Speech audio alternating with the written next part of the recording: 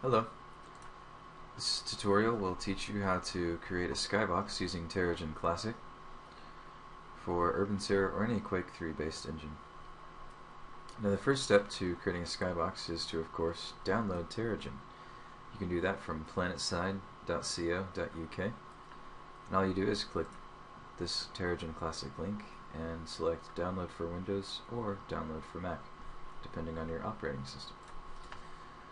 Now after installing TerraGen, the first screen you will notice will bring up the rendering control pane and the landscape pane. To get started, we'll want to first go to the landscape pane and open up a surface map. For this demonstration, I will be using desert and grass. Now what this shows down here is our first texture, which will be sand 2, and our second, dark grass. Now with this selected, we can go to edit, and it'll show us generally a preview of what sand 2 will look like. And we can of course change basic variables about it, like bumpiness, and we can set it to mimic the roughness of the terrain geometry, or set it less so that it's more distinct on its own. Of course, down here we have multiple different options. We have altitude constraints, which control at which height will this texture be spanned across the geometry, or how low we'll want it to be spanned. Also, we have the slope constraints, which will allow us to control at what angles we want this texture to appear upon, or not to appear upon. But for now, we'll leave it about the same.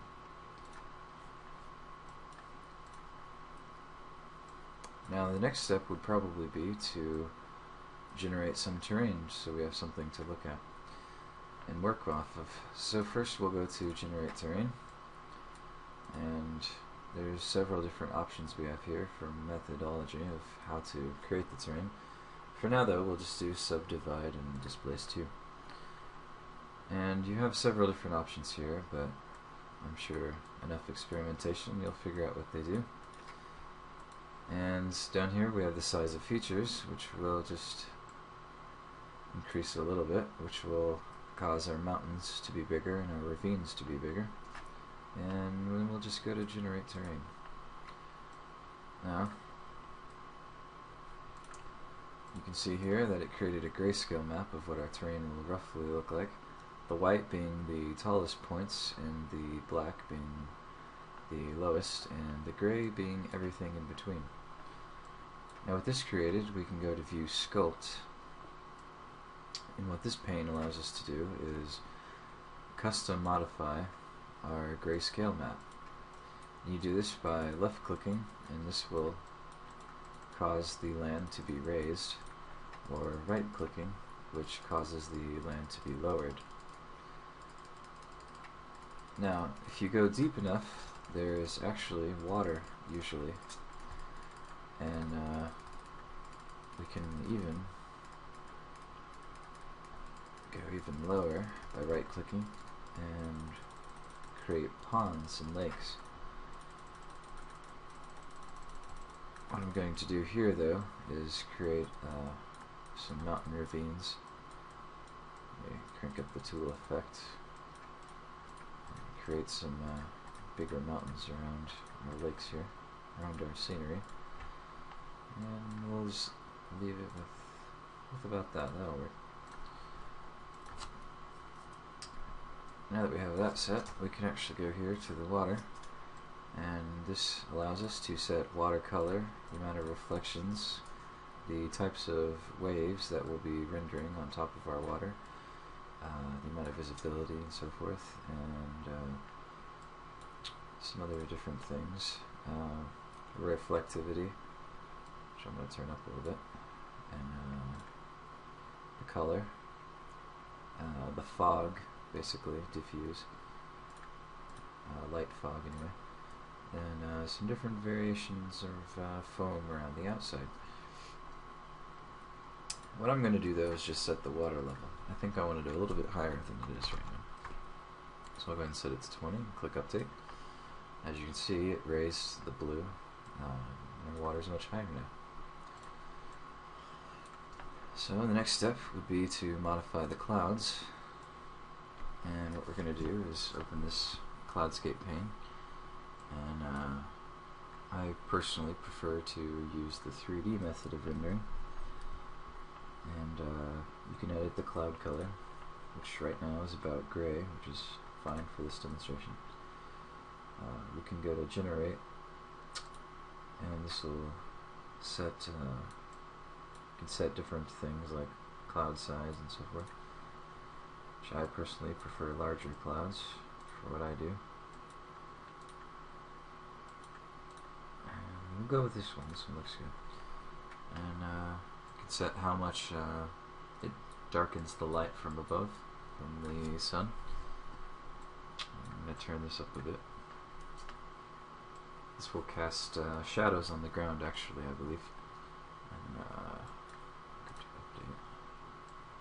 okay, now our clouds are set.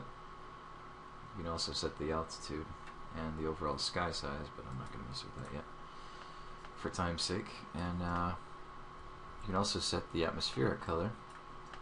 You can do simple haze. You can set the color for that, which right now is gray. And, set the density of the haze. I might turn that up a little bit. Set the atmospheric color, which right now is a blue, which is natural. Light decay. The sun color, basically, when it hits the sky, which we'll just leave that. And then we also have the lighting conditions. You can set the angle of the sun and from where it's coming at. And right now it's looking like a upper left corner. We'll just leave it there for now. That's what these values do. You can set the terrain to cast shadows or not cast shadows. Clouds cast shadows, we'll turn that on. Specify sunlight color. You can actually change the sunlight color to be anything you want. And we'll do realistic sunlight. Looks good. Now we can bring up the 3D view, which you can actually do at any time, by the way. And this allows us to kind of get a quick peek at our current setup right now that we got going on. Now, I'm just going to move over here into about the middle. And as you can see, we're just kind of hovering above the water here. And you can kind of just take a look at things and figure out a good position for your camera from where you'll be taking images of the skybox. So, once I get to about the middle, I'm going to then go to the rendering control and set this up to start taking some images. Now it's important to note that